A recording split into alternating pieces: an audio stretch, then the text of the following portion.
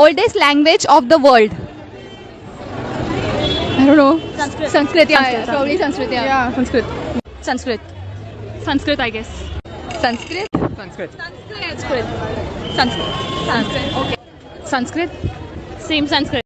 இந்திய மொழிகளுக்கெல்லாம் தாய்மொழியாக சமஸ்கிருதத்தையும் உலக அறிவினுடைய ஆதாரமாக சமஸ்கிருதத்தையும் அவர் முன்வைத்தார். இதற்கு என்ன அறிவியல் ஆதாரம் இருக்கிறது என்ற கேள்வியை நான் இங்கே எழுப்ப விரும்புகிறேன். இது அடிப்படையில் ஆதாரமற்ற ஒரு கருத்து. சமஸ்கிருதத்தினுடைய முதல் கல்வெட்டு ராஜஸ்தானத்தினுடைய அத்திப்பாராவிலும் குஜராத்தில் இருக்கிற ஜுனாகத்திலும் கிடைத்திருக்கிறது. அந்த கல்வெட்டின் காலம் கிபி 1ஆம் நூற்றாண்டு. ஆனால் தமிழ் மொழியில் கிடைத்திருக்கிற முதல் கல்வெட்டு மதுரையில் மாங்குளத்திலும் தேனியில் புள்ளிமான் கோம்பையிலும் கிடைத்திருக்கிறது. இந்த கல்வெட்டின் காலம் கிமு 6ஆம் நூற்றாண்டு. சமஸ்கிருத கல்வெட்டு கிடைத்ததற்கு 700 ஆண்டுகளுக்கு முன்பு தமிழ் கல்வெட்டு கிடைத்திருக்கிறது. சொல்லுங்கள், எது மூத்த மொழி?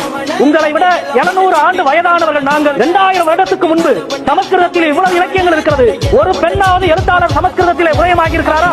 ஒரு பெண் எழுத்தாளர் கூட கிடையாது. ஆனால் 2000 ஆண்டுக்கு முன்பு எழுதப்பட்ட தமிழ் இலக்கியத்தில் ஒருவர் அல்ல, இருவர் அல்ல, 40க்கும் மேற்பட்ட பெண் எழுத்தாளர்களை கொண்ட ஒரே உலக மொழி தமிழ்.